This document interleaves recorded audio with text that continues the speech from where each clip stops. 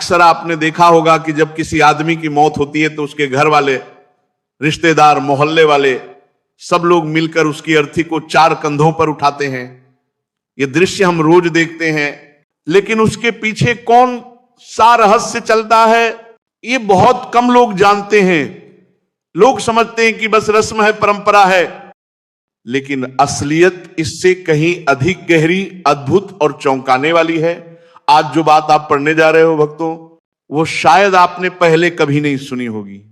ये सुनकर आपके रोंगटे खड़े हो जाएंगे और मन सोचने पर मजबूर हो जाएगा कि क्या सच में ऐसा भी होता है। द्वारका नगरी की रात बिल्कुल शांत थी। समुद्र की लहरें धीरे धीरे किनारे से टकरा रही थीं। ऊपर चांद की सफेद रोशनी पानी पर ऐसे चमक रही थी जैसे हजारों चांदी के दीपक एक साथ तैर रहे हों। उसी पवित्र आभा के बीच भगवान श्री कृष्ण कमल की तरह शांत, गंभीर, तेजस्वी विराजमान थे। तभी आकाश में अचानक एक हल्की सी ध्वनि गूंजी, जैसे किसी विशाल पंख ने हवा को हल्का सा चीर दिया हो। कुछ ही क्षण में गरुड़देव धीरे से उतरे और प्रभु के चरणों में प्रणाम करके नतमस्तक हो गए। कुछ पल तक दिव्य मौन छाया रहा। फिर गरुड़ ने धीरे से प्रणाम मुद्रा में कहा, प्रभु, मेरे मन में एक प्रश्न कई कालों से घूम रहा है। यह मृत्यु, आत्मा और अंतिम यात्रा का प्रश्न है। कृपा करके आज इस रहस्य को खोल दीजिए। भगवान श्री कृष्ण के चेहरे पर कोमल मुस्कान तैर गई। आंखों में करुणा, दया और ज्ञान का अथाह सागर चमक उठा। वे बोले, गरुड़, तुम्हारे प्रश्न सदा लोक मंगल के लिए होते हैं। कहो, क्या जानना चाहते हो? गरुड़ ने सिर झुकाते हुए कहा, प्रभु, मैंने देखा है कि जब किसी मनुष्य की अर्थी उठती है, जब लोग 4 कंधों पर शव को उठाकर श्मशान ले जाते हैं, तब ऐसा लगता है कि मृत आत्मा उन्हें देख रही है, जैसे किसी अदृश्य तरीके से परख रही हो। यह क्यों होता है प्रभु? क्या यह सिर्फ परंपरा है या इसके पीछे कोई दिव्य रहस्य छिपा है? भगवान श्री कृष्ण ने दीर्घ श्वास लिया और बोले, गरुड़, मृत्यु कोई साधारण घटना नहीं है। ये वह द्वार है जिसके पार मनुष्य एक जीवन पूर्ण करके अगले सफर में प्रवेश करता है। और जब अर्थी उठती है तब सिर्फ एक शरीर नहीं उठाया जाता, उस मनुष्य का पूरा जीवन उठता है। उसके कर्म, उसके पाप, उसके पुण्य, उसके अधूरे सपने, उसके दुख सुख, सब कुछ। फिर वे बोले, जब शरीर को घर से बाहर ले जाया जाता है तब आत्मा तुरंत नहीं जाती भक्तों। वह कुछ समय वहीं रहती है, अपने शरीर को देखती है, अपने परिवार को देखती है, और विशेष रूप से वह उन लोगों को देखती है जो उसे कंधा देते हैं। आत्मा समझती है कि कौन प्रेम से आया, कौन फर्ज निभाने आया, कौन दिखावे में आया। इसलिए आत्मा कंधा देने वालों को देखती भी है, परखती भी है। गरुड़ आश्चर्य में बोले, प्रभु, तो क्या अर्थी को कंधा देना सिर्फ देह उठाना नहीं? कृष्ण मुस्कुराए, नहीं गरुड़, कंधा देना केवल लकड़ी या शरीर का भार उठाना नहीं है। यह ऊर्जा का आदान प्रदान है। यह एक पवित्र संबंध है मृत आत्मा और जीवित मनुष्यों के बीच। यह शब्दों से नहीं, भावनाओं से जुड़ता है। कृष्ण आगे बोले, जब कोई व्यक्ति सच्चे दिल से, पवित्र भाव से किसी की अर्थी को कंधा देता है, तब वह अपने भीतर की करुणा, अपना प्रकाश, अपनी श्रद्धा उस आत्मा तक पहुंचा देता है। यही प्रकाश उस आत्मा के लिए आगे का मार्ग बनता है। जैसे अंधेरी रात में दीपक राह दिखाता है, वैसे ही कंधा देने वालों का पवित्र भाव आत्मा को दिशा देता है। गरुड़ और चकित हुए, प्रभु, क्या सच में इतना प्रभाव होता है? कृष्ण बोले, गरुड़ पुराण में लिखा है, जो व्यक्ति निस्वार्थ भाव से किसी की अर्थी को कंधा देता है, वह 100 यज्ञों के बराबर पुण्य प्राप्त करता है।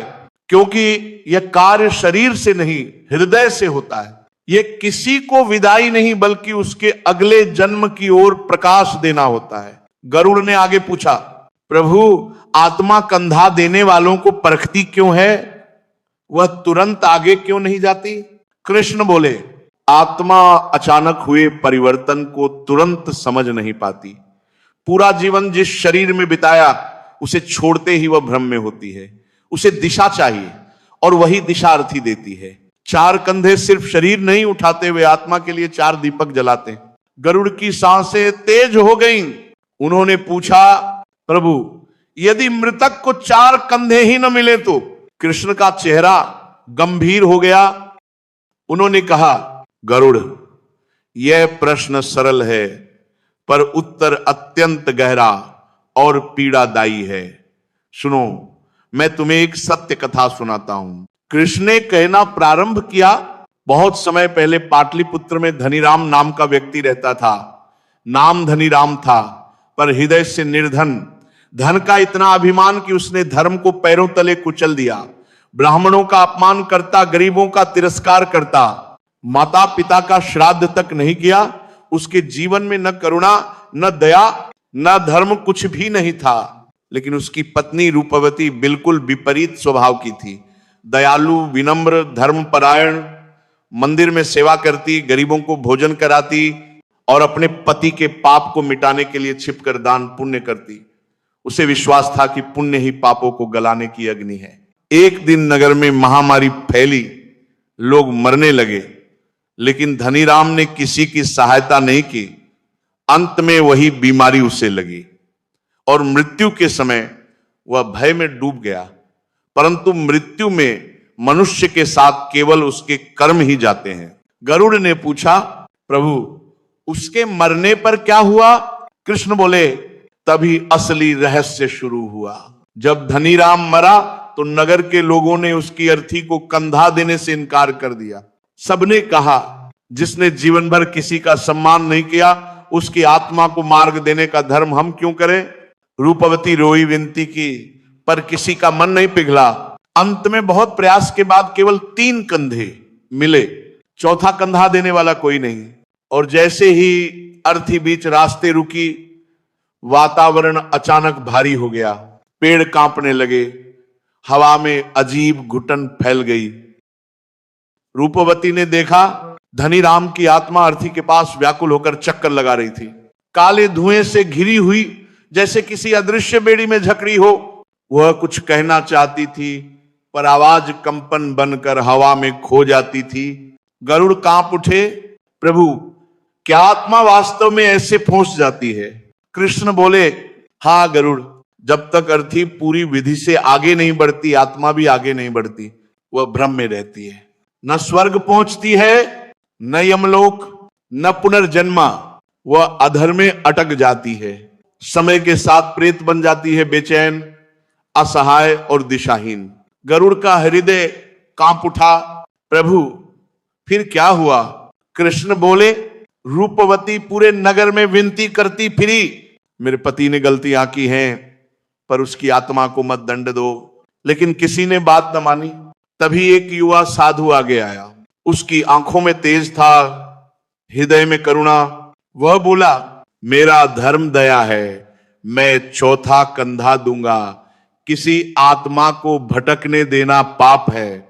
साधु ने जैसे ही अर्थी को छुआ, हवा शांत हो गई, धुआं हट गया और सूर्य की किरणें अर्थी पर पड़ी। रूपवती ने देखा धनीराम की आत्मा धीरे धीरे ऊपर उठ रही है, जैसे किसी भारी बोझ से मुक्त हो रही हो। गरुड़ ने पूछा, प्रभु क्या चौथा कंधा देने वाला मृतक के पापों में फंस जाता है? कृष्ण बोले, यह भाव पर निर्भर करता है। जो स्वार्थ, लोभ, डर या दिखावे से कंधा देता है, वह मृतक के अपूर्ण कर्मों में बांध जाता है। पर जो श्रद्धा, दया और पवित्रता से कंधा देता है, वह स्वयं मुक्त रहता है और आत्मा को भी मुक्ति दिलाता है। फिर कृष्ण बोले, 4 कंधे 4 पुरुषार्थ धर्म, अर्थ, काम, मोक्ष का प्रतीक है। जब तक चारों पूर्ण न हो, आत्मा आगे नहीं बढ़ती। इसलिए चौथा कंधा मात्र रस्म नहीं, यह ईश्वर द्वारा दिया गया अंतिम अवसर है। और अंत में कृष्ण बोले, गरुड़, मृत्यु अंत नहीं है, एक रहस्य की शुरुआत है।